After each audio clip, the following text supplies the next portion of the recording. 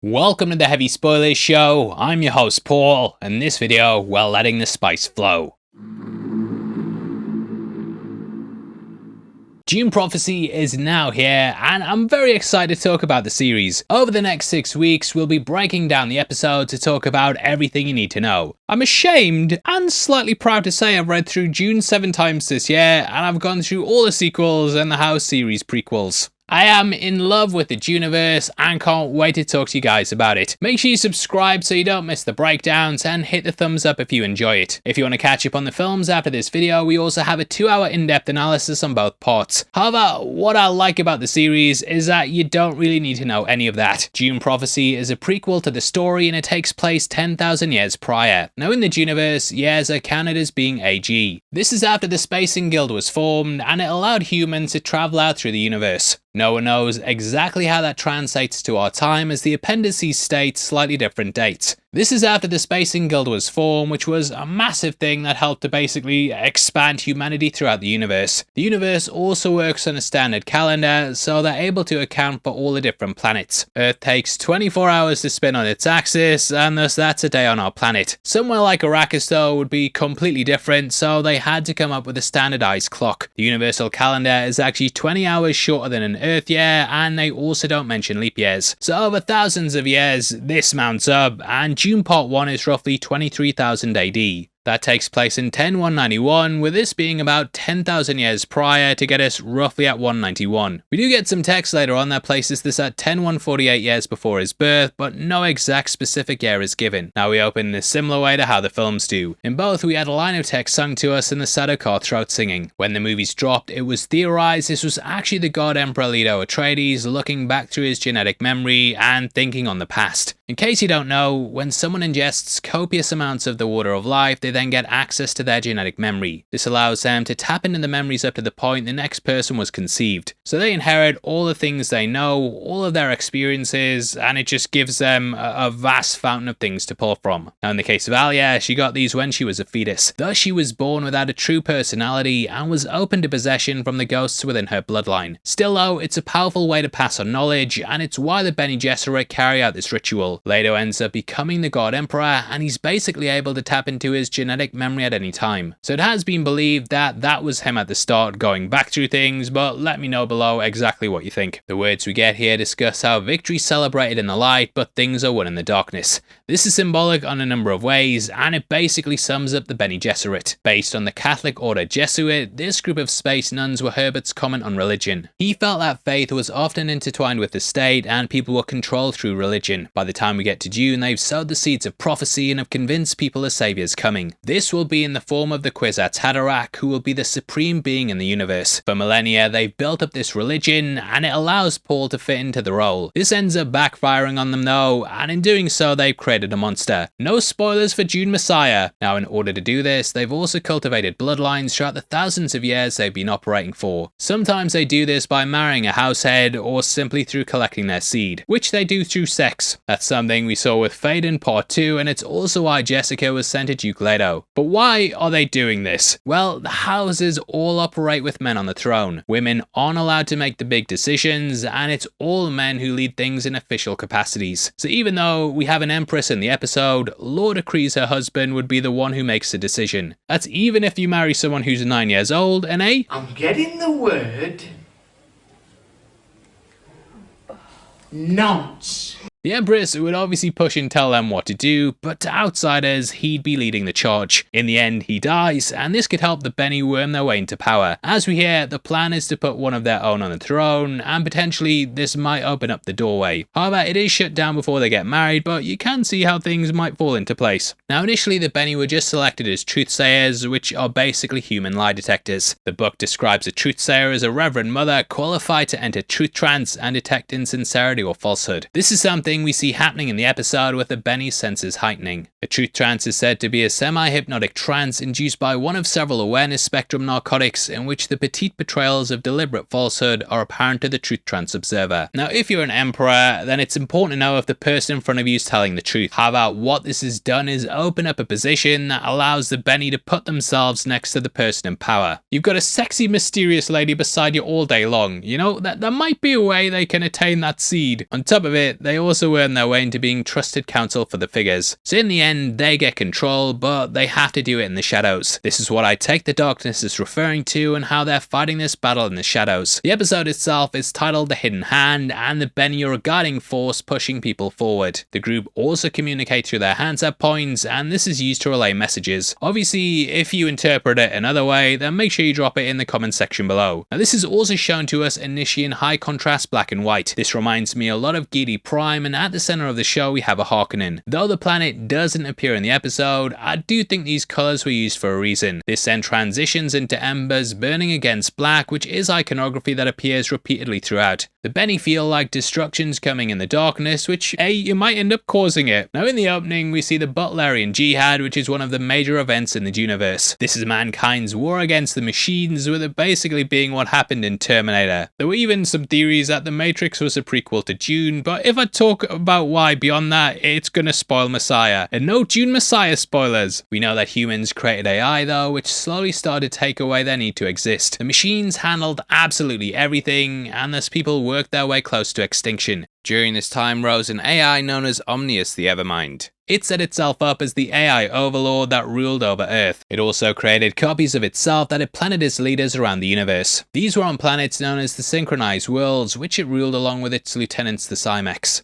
These were some people who'd placed their brains into machines, and this is so they could achieve immortality. These Cymex and the Evermind were eventually defeated, with an Atreides leading the charge. This is all told to us in the Butlerian Jihad trilogy by Brian Herbert and Kevin J. Anderson. The former is Dune author Frank Herbert's son, but because of this, a lot of fans don't consider his work canon. There's some stuff I enjoy and some that I don't, but I think on the whole, the guy carried the torch pretty well. Those house books are definitely worth picking up, and they flesh out a lot of things we see in the show. I like the design of the machine eye as well, as that has a spice blue look to it. This is something the Mother Superior Rakella sees in her death, and thus the Bene continue their fear of machines. However, knowing what we know, these two blue eyes belong to Paul, so she's in fact seeing his coming. Anyway, the Butlerian Jihad started in 201 BG and then concluded in 108. After this, thinking machines were outlawed, and we got this commandment in the Orange Catholic Bible: "Thou shalt not make a machine in the likeness of a human mind." Now, they do still use robotic machines to some extent, which is why we see things like the flying lights. They also have hunter-killers, which are operated by humans, and ships they ride in, which are of course machines. However, there's absolutely no AI. I know whenever Star Wars fans jump over to Dune, one of the first things they ask is, where are all the droids? The galaxy far, far away is of course full of them, whereas this is completely absent. So that's why, and when they say the likeness of the human mind, they mean no thinking machines. It was a very forward-thinking idea by Herbert, and to come up with that back in the 60s, you know, the guy predicted a lot of things. Instead, what the humans have done is enhance their cognitive abilities through spice. Ingesting vast amounts of this has allowed people to basically carry out complex calculations in their heads. People who do this to a high degree are known as mentats, and they're basically human computers. Those who ingest heavy amounts of spice can also navigate complex charter routes in space, and thus they're picked as part of the Spacing Guild. The Butlerian Jihad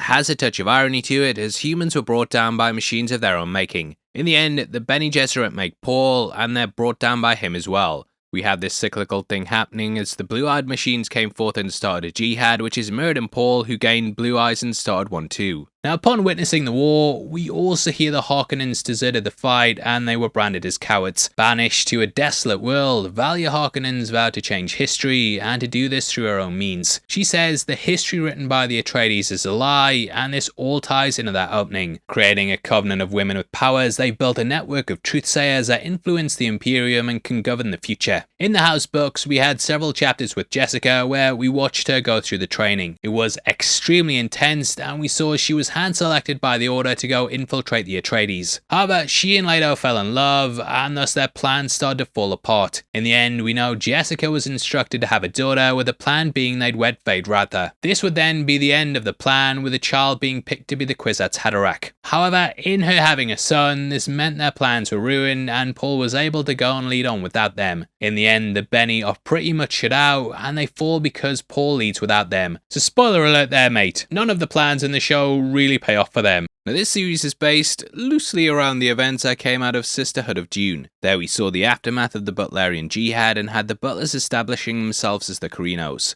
It also featured the Atreides and their leader Vorian, along with his granddaughter Rakella. She survived something known as the poisoning that was basically the water of life ceremony. This made her a Bene Gesserit, and she then established the Order. In the book we learn about the breeding index, and also discover she's been using computers to do this. This is all while preaching the anti-AI message. She ends up recruiting Valia to help in this cause, who lived on Lancavale with her brother Griffin. A civil war broke out in the Sisterhood that Raquel ended up squashing by uniting the opposites of Valia and Dorothea. However, in her death, Valia then killed Dorothea with the voice, and she took over. So that's something that kinda lays the groundwork, yeah, though they do go off and do their own thing with the series. Now in this introduction, we also see battle language. This is a form of sign language in which small deliberate gestures are formed with the hand to communicate messages to Ryaneri, that one! Every house has their own unique language, and these are normally kept private so enemies can't intercept what's being said. Now these techniques will likely develop during the Butlerian Jihad. We know that the Mother Superior was a warrior, and this language was created to give clear messages in the fog of war. Either way, she's trained the Bene in this way. She also has a genetic archive that's cultivated the DNA of rulers they can control. We see a baby being held, and it's similar how baby Jessica appeared when it was shown she was the Baron's daughter. In the book, we learn that Reverend Mother Helen Maheim was Jessica's mother, and that she collected the seed from the Baron herself. Told to us in the House prequels, we learn he sexually assaulted her. During this, she unleashed a toxin that slowly destroyed his motor functions. This left him obese, and meant he had to travel through using suspensors. It's not canon to some people, but I quite like that, so in my head, that's all canon. Dislikes right there, but dislikes do nothing these days, you suckers. Now we also see them reading from the Orange Catholic Bible. I'm just kidding, I love you. Now though the book has the word Catholic in it, it's actually an amalgamation of religions. It contains elements from most of them and has been put together by universal translators. Dr. UA had one in the work with it being described as printed on filament. It said that it has its own magnifier and electrostatic charge system. Held together by this, upon pressing it, the pages repel each other.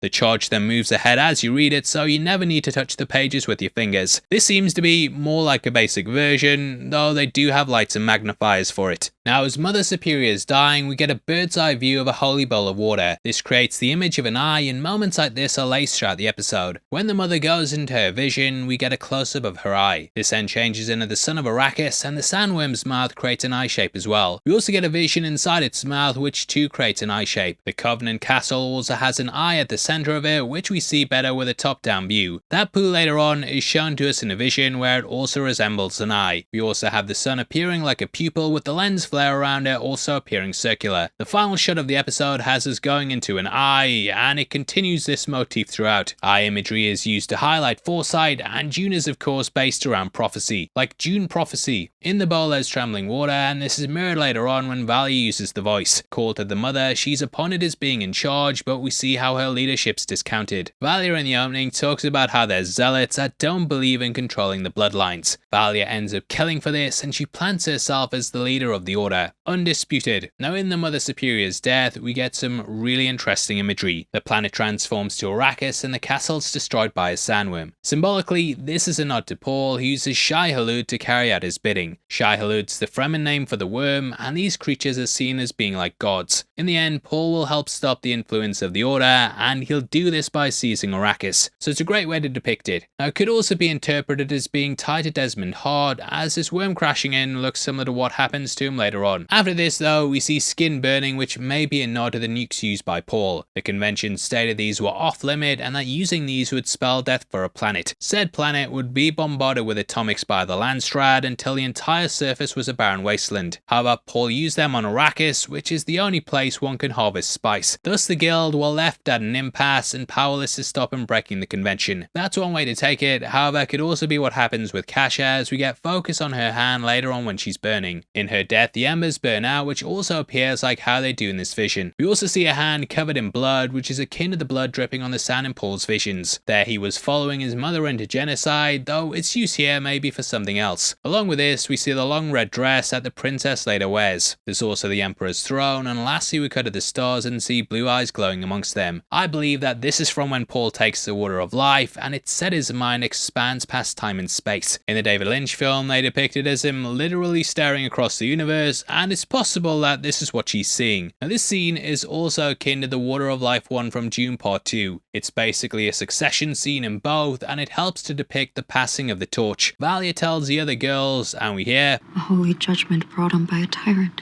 This is something Paul carries out in the end, and it's why he told his Fremen to lead his dissenters to paradise. Valia says they have to prepare, and they're going to do this by putting one of theirs on the throne. Valia wants to make an empress, and I think that's going to be the main thrust of the season. Kinda already know how it goes, but yeah, it's going to be interesting to see what happens. Covered in a shroud, this scene has them preparing the mother's body. I think it's deliberately similar to what they did with Jamis, though there they were stripping his water. They take her body out and the Bene seem split, with one side wanting to move from the duplicity. A shot I love is that we get these almost vulture-like birds overhead, and this holds deeper meaning. Catching Mother Dorothea looking for Raquel's key, we can see some vases behind the desk. These look like the Water of Life jars, and they seem similar to what was used in part 2. Dorothea wants to guard the Imperium but not rule it, whereas Valia is willing to do what it takes. Using the voice on her, she gets her to slit her throat, and it shows the depths Valia will sink to. Pretty badass scene, and Jessica does something similar with their captors when she and Paul are taken to the desert. Valia knows her name will forever be damned, and yet, to be fair, those Harkonnens, they're not exactly that popular. Reminds me of when the last descendant of Hitler was outed as a nonce, and it was like, oh man, you gave a bad name to Hitler. Now from this point, we get a time jump of 30 years. On the steps where Dorothea was murdered, we see how this despicable act has allowed Valia to grow. She's also holding back the other Harkonnens and refusing to give the House a truthsayer. I do wonder what it is that went on, but I think this shows she's holding a grudge. The House is still clearly established, so it's not like they were all banished. Instead, I feel like they might have been ordered to give someone up, and in the end they chose Valia, because she didn't add much Valia to the House. Now, it totally seems like the kind of thing they do. If you read the book, you'll know the Harkonnens don't really value women at all, and will happily cull and kill them if they don't meet their needs. So it makes sense they'd send her as a tribute, and this could be why Valia won't give them a truthsayer. The request for truthsayers also reminded me of The Witcher, where each royal family has their own sorceress. In some ways, the Lodge of Sorceress in that franchise is rather similar to Bene and the Jets, minus the breeding program. We also have a carryover from the show as well, with the Empress being played by Jodie May. In this, we also get focus on the ring that was taken from the mother's corpse. Rings like this are extremely important as they carry a signet and show leadership. In the book, the Emperor said it was crucial they got the Duke's one, and this would allow them to rule the Atreides. However, Yue left it with Paul, and thus he carried forth his father's leadership. In part 1, Leto also talked about how his father gave it to him, and they passed through the lines to show who holds the power. Now, it's in this that we also meet Constantine Corrino. Described as the Emperor's illegitimate son, he's not in line for the throne. Instead, it's passing to his half-sister Inez. She's been selected to come here, and this will benefit the Emperor. Instead of needing a truthsayer, she'll be her own, and it'll mean House Corrino doesn't need to lead on the Bene. However, the Bene will obviously brainwash her, so they have someone in the house they can control. This will put one of their own on the throne in some way, if she gets to that point, but we see that the marriage ain't going down, which thank God, you should have got the police in. Now this is also something they did with Princess Irulan. She was of course the Emperor's daughter, and they trained her to be one of their own. She put the order above her own family and was the secret agent in the house. In the end, Paul ended up marrying her, but this was a marriage in name only. She never gave him a child, and in the work she died a virgin. So that's another way he stopped the order, but here they have more of a chance. Constantine also brings up the Golden Lion throne. In the book and sci-fi show Children of Dune, this was shown as a giant circular mane. Almost sun-like, we see here it's more akin to the one shown at the end of Dune Part 2. The sigil of the Corrinos is a golden lion, whereas the Atreides is a hawk. The Harkonnens is a griffin, and so we have all these animals playing into the house's personalities. Now initially he tries to get some special treatment, but Valia makes it clear she won't treat her differently. Cutting across to the Truthsayer class, we then meet Valia's sister Tula. Played by Olivia Williams, you might recognise her from The Sixth Sense. Breakdown on the channel now. Now Tula explains lying and how it happens in the brain. She says that most humans feel uncomfortable doing it, and the body shows signs that it's happening. This is what a truthsayer reads, and it's how they're able to determine what the truth is. Now, though this is good at first, it's also why the houses become so duplicitous. For example, in Dune Part 1, the Baron swears not to kill Paul and Jessica. However, he instructs his men to dump them in the desert, where the pair are most likely going to die. He believes they'll be sent without stealth suits, and that the worm or heat will eventually kill him. It was Yue who sent the suits in a bag, and thus they were able to survive. However, if the Baron ever got asked if he ordered to kill them, he'd be able to pass a truthsayer. So it basically makes people more duplicitous and be like, well, technically mate, technically I'm not lying. Now from here we then travel to Salusa Secundus. It looks a lot nicer than we've seen it in Paul's time, and at this point it's pretty much a paradise. However, over the millennia, this gets turned into a vicious war ground that's regarded as a prison planet. This is where the Sadikar are made, and they're put through the most brutal training grounds. Those that survive are put into the army and given titles and power. However, it's grueling, and only the best of the best of the best, sir, survive with honours. Now, the only thing that ends up being affronted this is Arrakis. Arrakis is even more difficult to live on than Secundus is, and thus the Fremen become even more powerful. That's obviously thousands of years in the future, but at the moment, the place looks really nice. Anyway, from here we cut across to Princess Inez and her swordmaster Kieran Atreides. The pair are training using shields, and it's a very similar scene to the one with Duncan and Paul. Throughout the episode, we see as they get closer, and it again highlights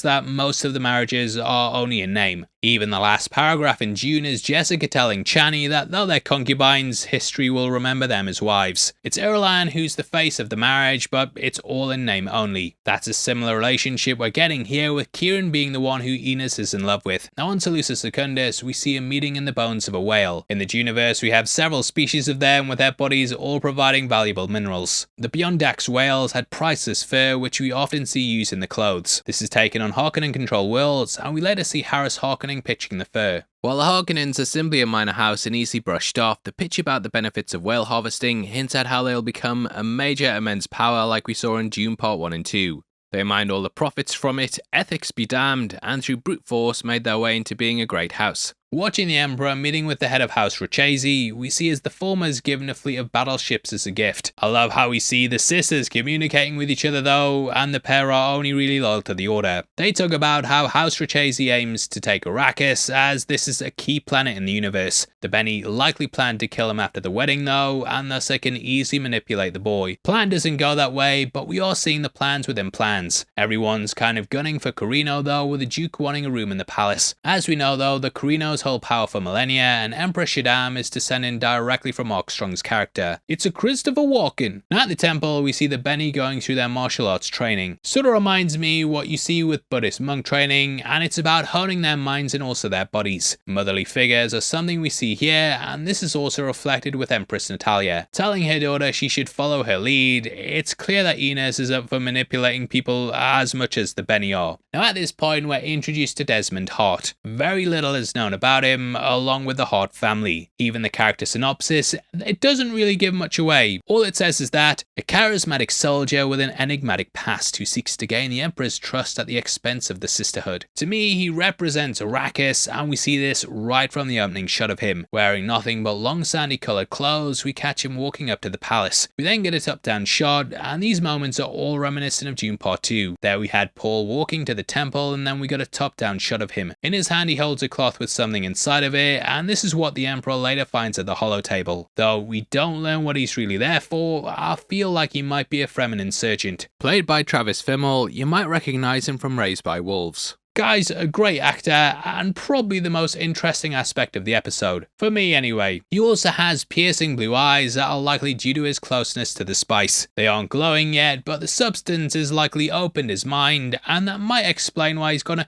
little twitchy. Telling him of an attack on Arrakis carried out by allies of the Emperor, he says they stole the spice harvester. In the end though, we see that was a fucking lie, and it was destroyed by the worm. He summoned this and seemed to be eaten by it, but as we know, the guy's still alive. This might have been through riding it, and as we know, the Fremen can ride worms easily. It's also important to bear in mind that he is wearing a Fremen still suit and also has their white cloth around his head. Who left this behind for the Emperor to see? We don't know, and it might not even be Desmond. Like it is, mate, probably, but there's also the potential that it might not have been him. Now, going into theory time, I'll not do your head in with the song, but I was thinking that it might be a Gola. If you're a Dune head, you know what that means, and it's basically a clone that can be programmed to act a certain way. In Messiah, they reuse a character from Paul's past who's initially presented as a gift. However, he's instructed to kill Paul, but eventually he goes against the programming. This eventually causes the true self to take over, and he wrestles with his mission. This could explain the twitching with Desmond later on, as he's fighting with what's happening. I'm not aware of any characters who can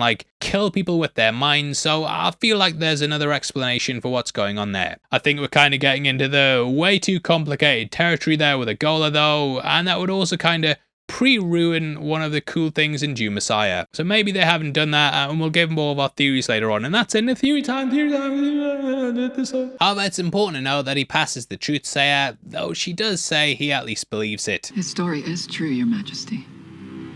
Or at least he believes it to be. This is often a criticism given about lie detectors in general, and how if one's able to convince themselves it's the truth, they'll often pass through it. The Emperor mentions how those sent to Arrakis rarely make it one tour, while Desmond has done multiple. We know that life on Arrakis is harsh and brutal due to the environment, and that the Fremen are fierce warriors, so it makes sense that fatalities are common. Arrakis in the source material was based in the Middle East, and while there are parallels to the British Empire taking over the vast oil fields and major countries for their resources, this scene reminded me more of the recent history of Iraq. The Second Gulf War saw brutal fighting with insurgents, while the corporations in the US government profiteered immensely off the oil there. However, the inability to stabilize the planet did remind me of Afghanistan, which has been called the graveyard of empires.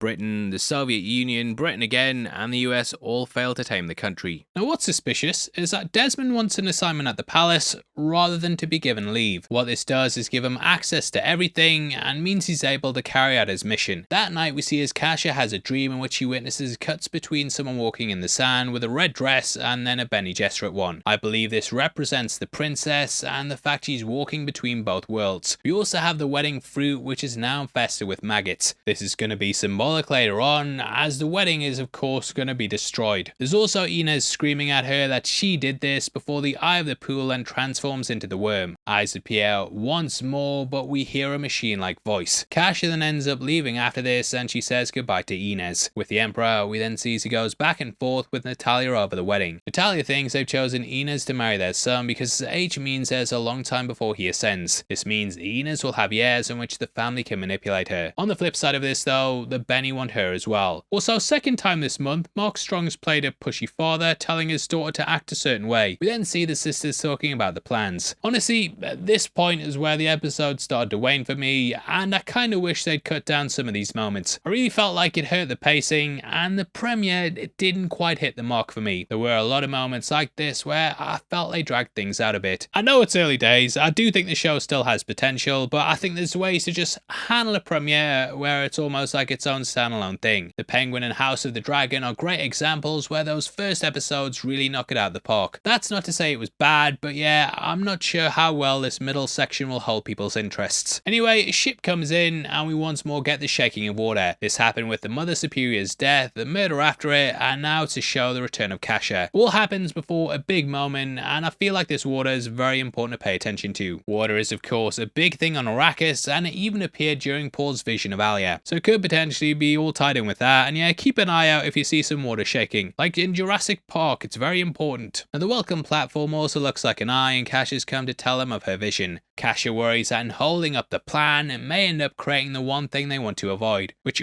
as we see, Valia ignores herself because she's so blinded by the prophecy. Valia is set in her ways and so tied to the promise she made to the Mother Superior that she can't see any other avenue. Raquel put her in charge and she ended up killing for it, so to me she just doesn't want to think it was all for nothing. Now she's forcing the prophecy through and will do whatever she can to make sure it happens. Back on Secundus, we then see the engagement ceremony going down, and yeah, it's a bit Game of Thronesy. We finally see the red dress for real though, and this appears above the throne. Symbolically, this highlights the plan, and they want to plant Inez upon it. Here's where we meet Truitt, who's also a little turd, and he doesn't really want to go through with the ceremony. The lad doesn't want to speak, gets the fruit himself, and fumbles putting it in her mouth, which worded out pretty badly. Stop putting kids in shit like this then. What it shows us though is the guy's heart isn't in it, but luckily for him, that won't be for too long. We then see Constantine playing the ballad set, which is a big instrument instrument in the Duneverse. This was something Gurney Halleck played heavily in the book, and he also strummed away on it during Dune Part 2. Seeing Truett's got a little machine lizard, this changes the tone at the party. Stabbed by Desmond, the Empress then goes mental. You have to wonder where it is he got it from though, and his father doesn't seem too alarmed. Emperor Corrino once more shows he's weak, and I feel like the Rachesi house is clearly creating thinking machines. All of this might cause havoc down the line, and he could use them as a way to announce war on House Corrino. He's probably going to blame them for the death of his son, and is likely going to want to take retribution. Honestly, there's no real need for the series to mention the Butlerian Jihad unless they bring it in a bigger way. The main movie series, and well, even the book, that just talks about it all in passing. For it to be brought up so much here though, I feel like they're showing us machines will play a big part. That could be why Truett was killed, and it also messes up the Bene's plans. After consulting the DNA lineages, Valiant talks about how it indeed shows that Inez secures the Corrino house line for generations. So Desmond really throws a spanner in the works, and potentially he's causing a war. If Inez is considered one of the Bene, Rachesi might declare war on them too. She made a point at the party about stabbing him herself if he ever pulled anything like the lizard again. People saw this, and potentially his body could be found with the lizard, and they then tie the two together. Joining the Emperor looking down over the cliffs, we then see as Desmond talks about fear. He brings up the life and death habitat of Arrakis and plants the idea of insurgency. I feel like he's trying to start a war with the houses, and this is why he decides to kill Truett. He also talks about how people wonder if the machines were too hastily discarded, as now people have to work. Planning doubt about Kasha, the Emperor then says he feels in his gut the wedding could be wrong. It will allow him to keep control of Arrakis though, and without it the houses will likely turn on him. Desmond also talks about the attack and how he feels like he shouldn't be alive. He says the attack should have killed him, and then says this: "The fear I felt staring down in that abyss."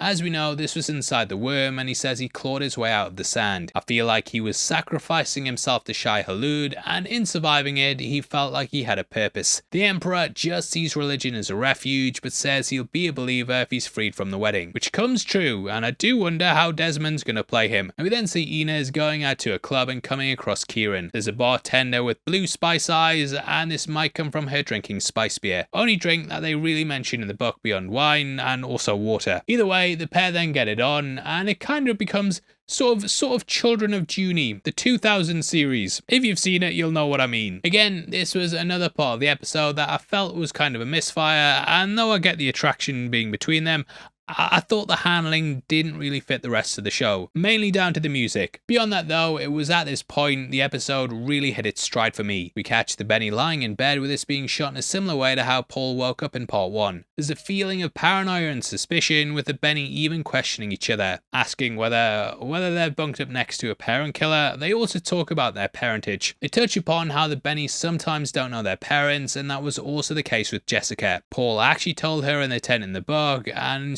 instructed her to study her face in the mirror. There she'd spot the Harkonnen features and start to see why they have this darkness within them. That's reflected in Valia, who likely isn't known to be a Harkonnen by the family. Elsewhere, we see the Emperor stirred from his slumber, which is when he goes down and looks at the recording. You might also notice the shape of the room and how the ceiling looks like an eye. Seeing what really happened with Desmond, you can also catch a sand harvester. We saw this during part 1, and the Thumper also appeared heavily in the films. Elsewhere, Truett goes to play with his toy, which is when he's visited by Desmond. I do wonder if this toy might be recording what happened, and it could possibly warn other people. However, whether they trust the machine is another thing entirely. Desmond talks about how there's a war being waged in front of them and how people are still being controlled. Though the machines are no longer doing our thinking, the Bene are doing it for everyone. They decide what's a lie and what's the truth, and also provide counsel to the leaders. So really, they're the ones with the power, and they're the hidden hand guiding the universe. We then see as things heat up for Truett, and he literally starts burning alive. Again, there's not really the ability to cook people alive like this in the Universe, so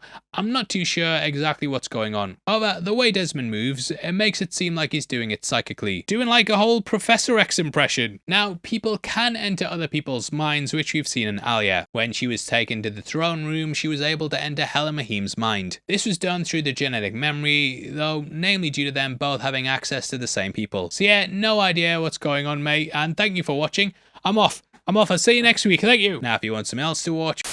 So if I was guessing, I would say that it's actually a time release poison that's either triggered by certain words or simply set for a certain time. In the book, this is something Howard goes through when he's captured by the Harkonnens. They secretly inject him with a poison and give him the antidote hidden in his food. This is done daily so that if he ever betrays them and decides to flee, the poison will eventually kill him. Doesn't burn the skin, but looking at the possibilities, that's what came to mind first. I believe it might have been placed in the wedding fruit, but then I don't know how Cassia would have access to it. That's my first thought though. I believe it's a poison, and that's more likely than him being a Gola. Obviously though, I'd love to hear your theory time, so drop it in the comments below. Now, as for my thoughts on the entry, it did have its moments that I enjoyed, but I think it fumbled things as far as being a premiere goes. I'm not sure if this is going to be that interesting for people who aren't fans of Dune, and even then, I think some might have difficulties, but yeah, it'll be interesting to see what the reviews are like. As of making this, the embargo hasn't lifted, so I'm saying this without being swayed. As you guys know, I'm a massive fan of Dune, but I was kind of hoping for a little more. Because it's Dune and HBO, you know, I was expecting a massive thing, and I'm not quite sure if this lived up to it. It is those two things though, which I view as prestige brands,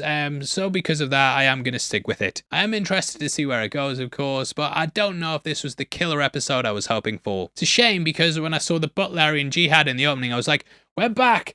Let the spice flow! Lisan al-Gaib! However, I think things stayed a bit too pedestrian, and it was just kind of talking about prophecies and warnings. Doing that too much can often prove boring, especially when we already know the outcome. It's kind of like when you talk to someone about a dream you had. Initially, they might seem interested, but as you keep talking, you can tell they don't really care about you telling them the ins and outs of your dream. Drove an Aston Martin 50 times in my head this week. See, no one cares. I do, however, think the performances were pretty solid. I think Emily Watson and Jessica Barden are like perfect casting for younger and older versions of the same character. I think that can add some really interesting dynamics, and we're obviously going to see the future and the past kind of playing out together. I just feel like, you know, the Penguin was so good, and it managed to carry on the hype from the Batman. Watching Dune Part 1 and 2 and then going to this, it felt like a big step down from the movies. I know films are obviously bigger, but I didn't really feel that step down with the Penguin. Probably coming across like an idiot. I'm not very good at getting my opinion across, but you guys know what I mean, hopefully. Either way, that's kind of what I felt, but there was definitely enough for me to come back. The main thing I want to know is what's going on with Desmond, and hopefully you guys join me next week. Please drop a like on the video, and if you want to support the channel as a member of the Spoiler Society, then please click the join button. For 99 cents a month, you'll get early access to videos, and it all goes towards making ones like these get made. If you want to get some heavy spoilers merch, you've also got a t-shirt line located just below the video that will let you pick up all kinds of tops like our Theory Time one,